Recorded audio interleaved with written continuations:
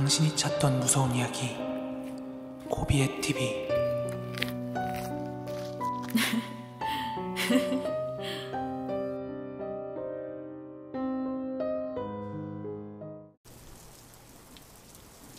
(2021년 12월 10일) 고비의 TV 공포라디오입니다.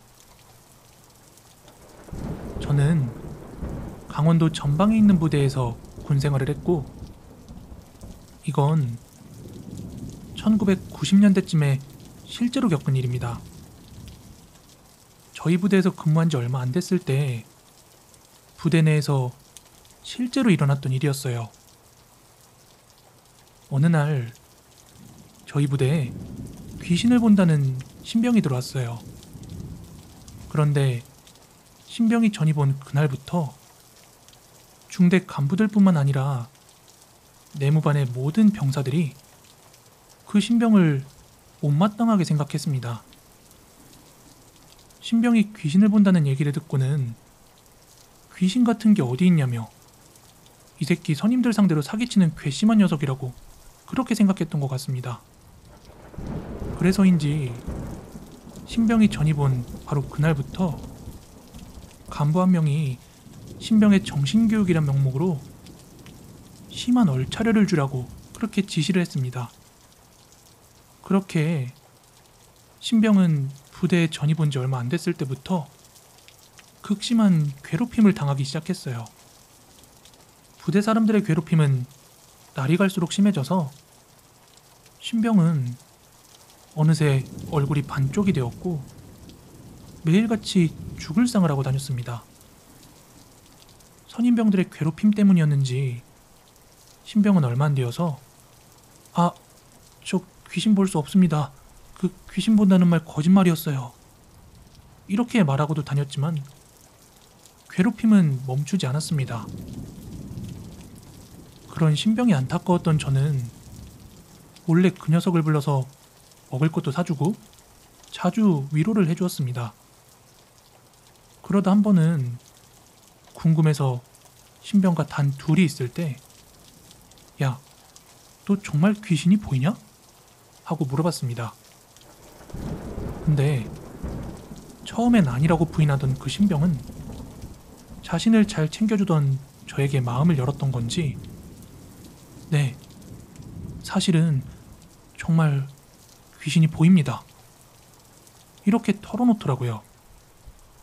그래서 저는 농담 반 궁금한 마음 반으로 야, 그럼 부대 안에도 귀신이 있냐? 어떤 귀신이야? 여자 귀신도 있냐? 등등 이렇게 신병에게 이것저것 물어봤습니다.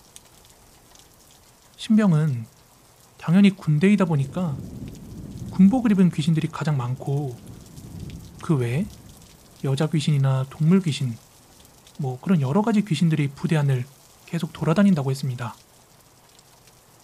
그 이야기에 호기심이 생긴 저는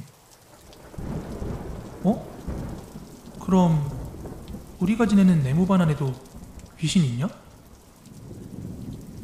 하고 물었더니 신병은 표정이 굳고 굉장히 안 좋아지면서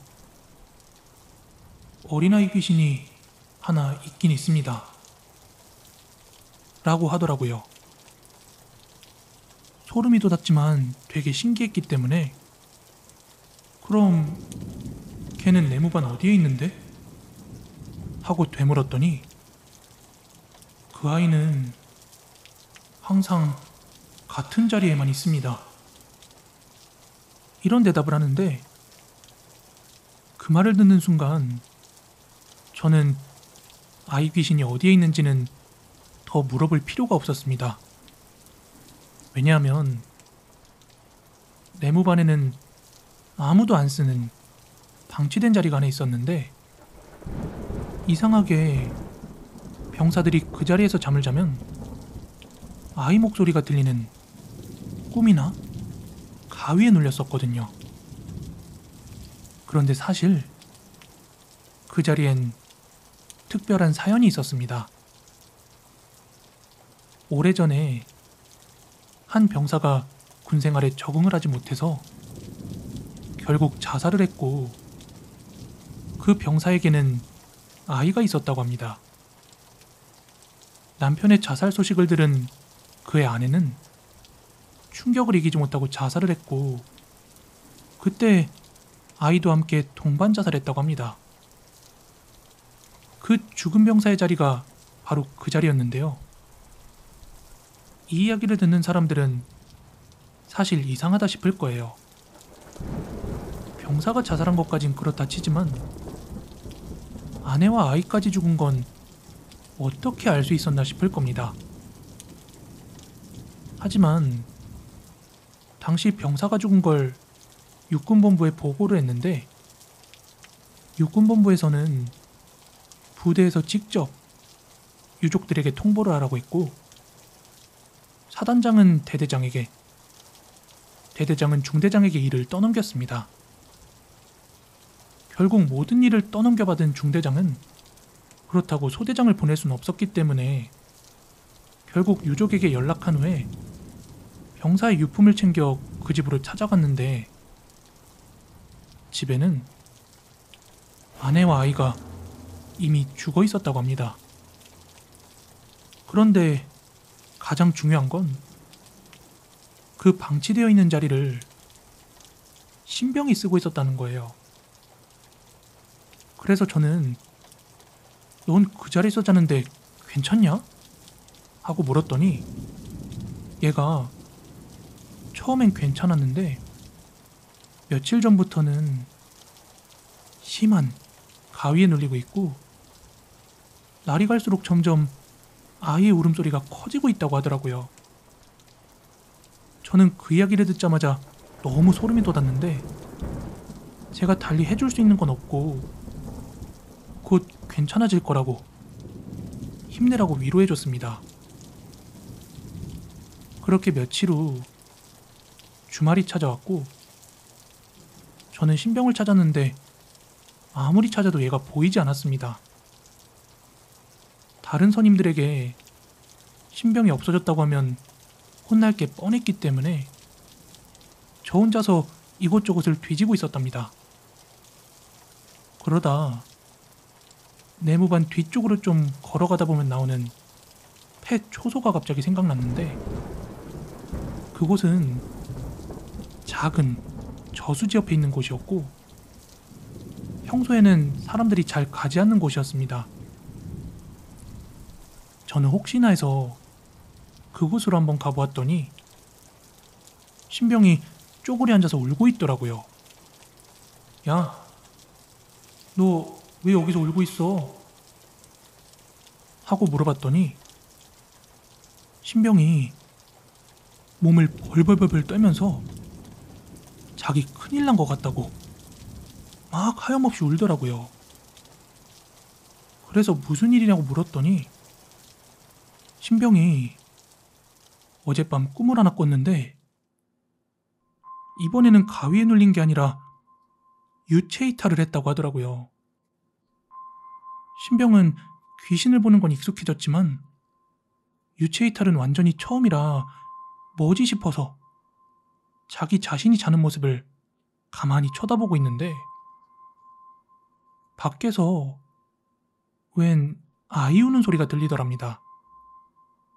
그래서 그 소리를 따라가 보니까 웬 남자아이 하나가 내무반 앞에 있는 돌계단에 앉아서 무릎에 얼굴을 파묻은 채 서럽게 울고 있더랍니다. 그래서 얘야, 왜 여기서 울고 있는 거야? 하고 물었더니 그 순간 아이가 울음을 뚝 그치더랍니다. 신병이 다시 꼬마야, 여기서 혼자 뭐해? 왜 울고 있어? 응?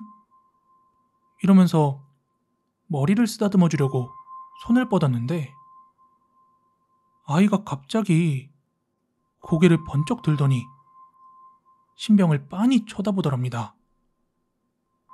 그리고는 아저씨는 어디에서 자고 있어요? 하고 물었고 신병은 아무 생각 없이 내무반을 가리키며 아저씨는 저기에서 자고 있어 하고 알려줬는데 그 말이 끝나기가 무섭게 아이가 벌떡 일어나더니 미친 듯이 깔깔깔깔 웃으면서 내무반으로 막 달려가더래요. 아이가 내무반 문을 여는 순간 아차 싶어서 그 아이를 붙잡으러 뛰어갔지만 그 순간 눈이 떠지면서 잠에서 깨어났다고 합니다.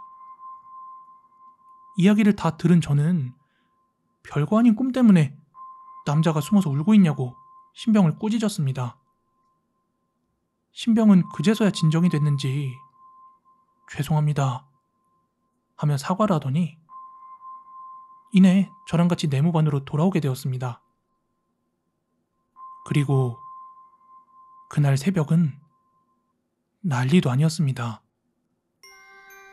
갑자기 신병이 미친 듯이 어린아이가 웃는 소리를 내며 자는 병사들을 다 깨우더니 내무반에서 온갖 난동을 부리고 갑자기 폐 초소 쪽으로 달려가서는 저수지에 그대로 머리를 박고 죽었습니다. 그런데 평소에 그 신병을 잘 챙겨줬던 저도 신병과 있었던 이야기를 다 털어놓은 후에 무슨 일이 있었던 건지 갑자기 제 정신이 온전치 못하게 되어서 부대에서 의가사 전역을 시켜줬었습니다. 나중에 제가 정신과 치료가 다 끝난 후에 들은 이야기지만 제가 의가사 전역을 하고 나서 그 내무반은 한동안 폐쇄가 되었었고 신병이 죽은 그 저수지는 흙으로 다 메운 뒤에 그 옆에 있던 폐 초소도 철거되었다고 하더라고요. 오늘 준비한 무서운 이야기는 여기까지고요. 저는 내일 더 무서운 이야기로 찾아오도록 하겠습니다. 가시기 전에 좋아요, 구독하기 한 번씩만 부탁드릴게요. 감사합니다.